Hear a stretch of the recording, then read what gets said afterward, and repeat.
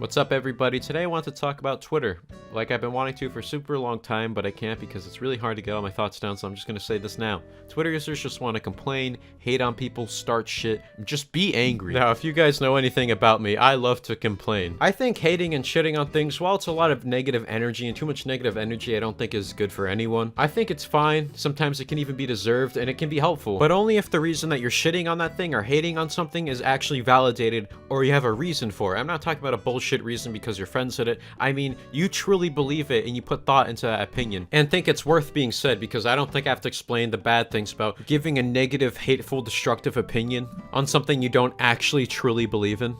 Now, obviously, no human's perfect because we've all thought out of impulse, acted out of impulse, shat on things because everyone else was doing it, or because we were not informed enough, or we made our opinion off of something that just wasn't true, etc, etc. None of us be truly perfect like that. Now, me saying all this is by no means an excuse for this type of behavior, because let's just say, for example, you cancel someone off of the basis that you jumped on a bandwagon and everyone else did it, and they didn't deserve it, and you could have done research to find that out, but you just didn't. That's just not a valid excuse because it just isn't. I think as people, we should try to stray away from building our opinions out of impulse or just things that you shouldn't base your opinions off of. But see, the difference between the occasional oopsie, I fucked up because I didn't really put much thought into an opinion that could fuck over someone, and Twitter is that a lot of the time, not all the time, and I'm not talking about every Twitter user, so don't say I am, a lot of the time they make their opinions off of things you just shouldn't make your opinions off of. I'm gonna list some examples, but this could literally go on forever. But just keep in mind, Twitter users are completely aware of this, but they still do this shit anyways. And I'll explain why this is so bad, because you may be like, oh, it's just Twitter. It's not just Twitter. They do it for clout, they do it to impress people, to be condescending, to raise themselves and lower other people. Because they already have a pre-established hatred for someone, they purposely take something at face value just to hate on something. An example could be with Pokemon Sword and Shield, how a lot of the fans were really upset over the pixels and graphics, and then a bunch of Twitter users who knew nothing about the actual argument or debate itself just purposely took it out of context and were like, look at all these Pokemon fans getting mad over fucking pixels, what babies. But the reason why they were mad at those pixels was because those pixels and shitty graphics were the reason they removed core features, which were Pokemon from Pokemon. But hey, it looks like an actual argument, so fuck them Pokemon fans, right?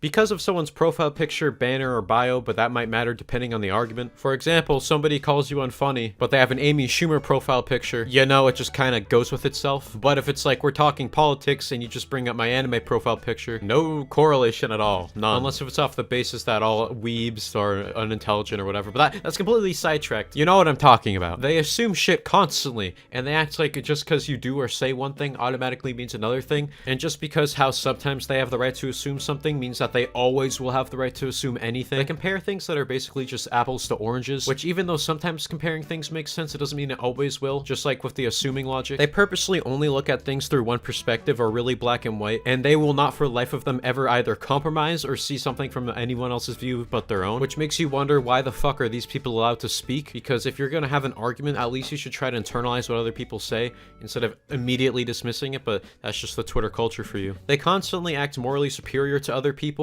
when you know that they're not better than other people. They just do it because they know they can impress and get likes, and that doesn't mean you can't ever call out people if you've done stuff bad in the past, but it's also off the basis that it's pretty hypocritical if you're calling out someone for doing something that you may be guilty of as well, because we all have skeletons in our closet. Twitter users that pretend act better than other people, let's face it, they probably aren't. They'll find any reason to hate people that are more fortunate, or they don't have to deal with the same hardships as everyone else. I think it's deserved if those people aren't aware of the privilege they have, or if they're bad, ignorant, or arrogant, but I'm talking about the type of people on Twitter that'll hate you if you have more money than them. It's completely pathetic and petty and stupid when it has nothing to do with the argument at all, but then they just mask their unreasonable, uncalled for hatred with, you wouldn't get it, or they'll purposely make you look like an asshole to make everyone else think, wow, look how big of a douche this person is, even though we actually don't know the full story or any of the context. We just saw a quote tweet about it. They purposely manipulate and twist things to argue on a point that you either never made or just to argue on a point. And the list could go on and on. Seriously, I could think forever about these type of things, but I'd be just keep on complaining in this video. And I got other things to complain about, but why does this all matter, you know? Well, all these reasons people have opinions for, they shouldn't have opinions for, and it's caused damage. Like with cancel culture when it wasn't deserved, hatred bandwagons when they weren't deserved, and all these things have their own miniature many problems with them as well. But it's also off the whole basis that Twitter is a lot like Reddit or 4chan, where if you're on it long enough, you'll develop the reasoning and ideologies a lot of these people who have no idea what they're talking about have. And as you may know, a lot of opinions on Reddit and 4chan, or things they say,